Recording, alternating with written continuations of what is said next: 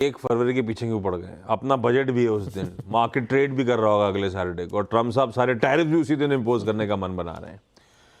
तो अगला सैटरडे बड़ा इंटरेस्टिंग होने वाला है। खैर, ये तो ग्लोब के समीकरण है, हैंडओवर में कोई कंप्लेंट नहीं है, पर हम लोग ग्लोब के साथ तो चल ही नहीं रहे।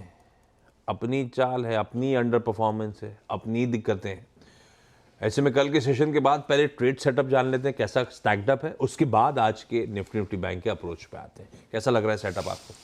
आशीष, ट्रेड सेटअप ना आप मेरा कोई भी 3 दिन का 4 दिन का टेप चला देंगे तो वो सेम है। मतलब वही FII की सेलिंग और वही DII की बाइंग। FIIs ने कल भी 6000 करोड़ बेचा, करीब 5920 करोड़ कैश मार्केट में, और DIIs ने उसके सामने 3500 करोड़ के करीब खरीदा। और अब बास आएंगे आपकी स्क्रीन पर, वो ज़रा लेकर आइए फटाफट। तो यहाँ पर देखिए 6 दिन में लगातार सेलिंग, एक्चुअली 6 क्या 20-22 दिन हो गए मेरे ख्याल से लगातार सेलिंग हो रही है FIIs की, और लगातार DII की बाइंग है उसके सामने। ये थोड़ा सा अब सेलिंग लगातार कायम है FIIs की, हालांकि वॉल्यूम्स अभी भी उनके DIIs के बराबर ही है।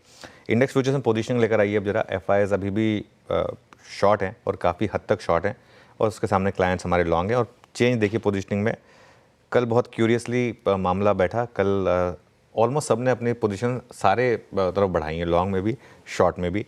FIIs ने इंडेक्स फ्यूचर्स में करीब 2400 करोड़ बेचा, और स्टॉक फ्यूचर्स में बड़ा बेचा है 5400 करोड़ के करीब। 5400 करोड़ स्टॉक फ्यूचर्स में बेचा। आज हो सकता है एक बार के लिए थोड़ी शॉर्ट कवरिंग आ जाए आशीष, क्योंकि मार्केट जैसे मैं कहता हूँ ना बार बार एक डायरेक्शन में नहीं गिरता है। निफ्टी फ्यूचर्स में 1400 करोड़ की सेलिंग है, निफ्टी बैंक फ्यूचर्स में 1000 करोड़ की सेलिंग है, और वो ट्रेंड आएगा आपकी स्क्रीन पर। वो निफ्टी बैंक में देखिए, जैसे मैं कह रहा हूँ ना, ये मिलकर हमको पागल बना रही है, वही वाली बात हो रही है। एक दिन सेलिंग, फिर बाइंग, फिर सेलिंग, और निफ्टी बैंक भी इसी तरीके से बिहेव भी कर रहा है। लॉन्ग शॉर्ट जैसे मैंने कहा 21,600 शॉर्ट ऐड हुए, 4,815 लॉन्ग ऐड हुए, और वो ग्राफ आएगा आपकी स्क्रीन पर। और देखिए अब आप किस तरीके से, ओके पहले टेबल आ गई। 3,50,000 शॉर्ट हैं अब हम, 17% नेट लॉन्ग पोजीशन है। मतलब मोटा मोटी हम almost highest ever short positioning पर पहुंच गए हैं, जो आपको स्क्रीन पर भी दिखाई देगा। देखिए कुछ तो मार्केट को चाहिए, और इसलिए हमने बजट की थीम इस बार ली है मेक और ब्रेक। क्योंकि अगर ट्रस्ट में, अगर बजट में फोकस नहीं हुआ वो कैपेक्स बढ़ाने को लेकर, और बजट में अगर फोकस नहीं हुआ कंजम्पशन को इम्प्रूव करने पर, तो मुझे लग रहा है कि मार्केट में और दिक्कत बढ़ सकती है। और मैं फ्रैंकली बोलूँ ना, मैं तो रिक्वेस्ट करूँगा मैडम फाइनेंस मिनिस्टर से, एक बार के लिए अगर फिस्कल डेफिसिट पे थोड़ा कॉम्प्रोमाइज़ भी करना पड़े तो नहीं डरना चाहिए। इस समय मार्केट की ज़रूरत कुछ और है, कंजम्पशन बढ़ाने की ज़रूरत है, वरना बहुत दिक्कत बढ़ सकती है इस बाज़ार की। इंडिया विक्स कल 4% बढ़ा, और 17 के ऊपर बंद हुआ है जून के बाद पहली बार। और निफ्टी का पुट कॉल रेशियो 0.77, लेकिन अब इस एनालिसिस का भी कोई मीनिंग रह नहीं गया है। क्यों? क्योंकि पहले होता था कि 0.7, 0.65, 0.8 यहाँ पर कवरिंग आ जाती है, अब तो वो भी नहीं होता है मार्केट में। बैन की जहाँ तक बात है, 2 स्टॉक ऐड हुए हैं, डिक्सन और MGL, और बाहर कोई नहीं आया स्टॉक बैन से। तो ये कुल मिलाकर आज का ट्रेड सेटअप।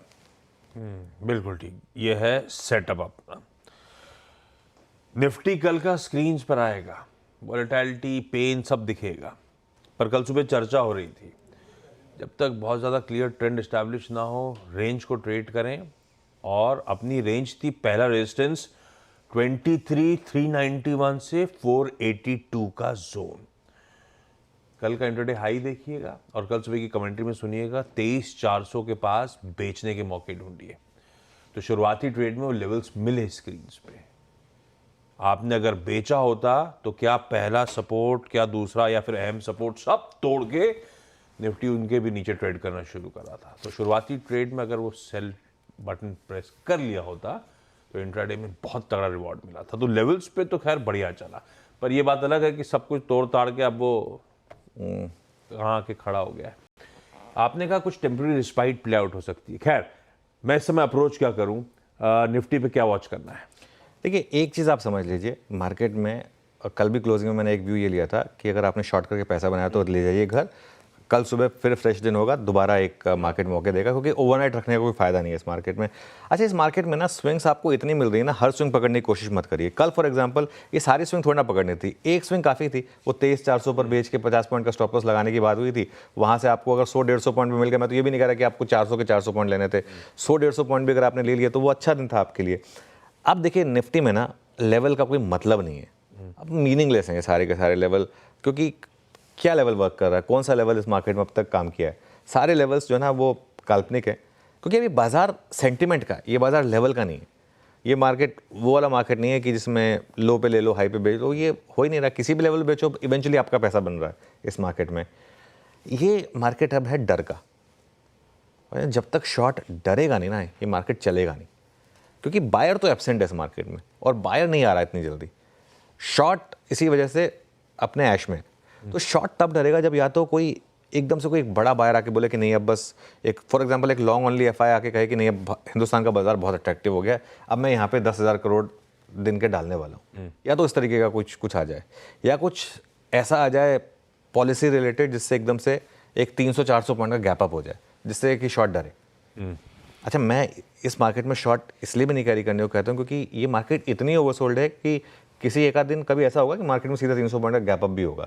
तो उस चीज़ का भी आपको ध्यान रखना है, इसके लिए कैरी मत करिए, क्योंकि इंटरडे मार्केट आपको बेहतरीन मौके दे रहा है। तो जो भी जहाँ भी रैली फेल हो, छोटी बड़ी जहाँ भी रैली फेल हो वहाँ पर बेचें और 100 पॉइंट का स्टॉप लॉस लगा दें। ये एक अप्रोच है इस समय मार्केट में।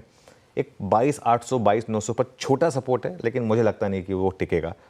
ऑब्वियसली थोड़ा टाइम लगेगा उसमें, और ये एक तरफा नहीं होगी सेलिंग, बीच बीच में शॉर्ट कवरिंग आएगी, जैसे कल भी हमने एक बार देखी थी। एक बार के लिए तो कल निफ्टी इंट्राडे में 250 पॉइंट की रैली दिखा गया था 5 मिनट की कैंडल में, तो वो भी बीच बीच में फेजेस आएंगे, लेकिन ओवरऑल मार्केट वीक है।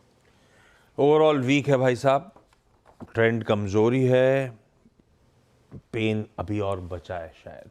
निफ्टी बैंक, खैर इस पे तो बातचीत लगातार हुई है, स्टेटेड वो था ही था कि रिटेल के लिए है नहीं, ये गूगली फेंकता रहेगा आपके लिए।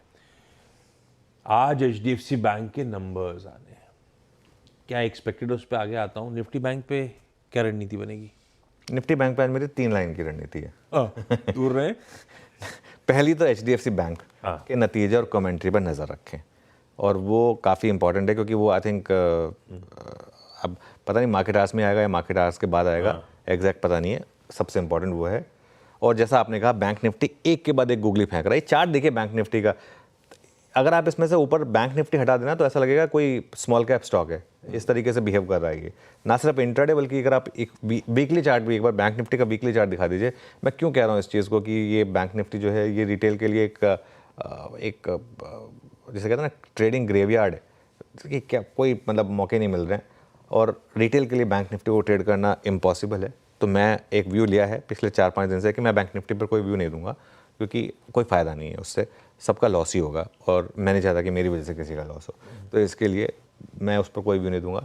जिसको करनी है ट्रेडिंग वो करे, कहीं और से आपको अच्छे व्यूज़ मिल रहे हैं वो लीजिए, करिए ट्रेड। लेकिन मैं तो बैंक निफ्टी से अभी कुछ टाइम के लिए, जैसे कहते हैं ना, हाथ जोड़कर सॉरी, अपने से नहीं होगा, ये समझ ही नहीं आ रहा है किस तरीके से इंडेक्स चल रहा है। नहीं, बिल्कुल ठीक।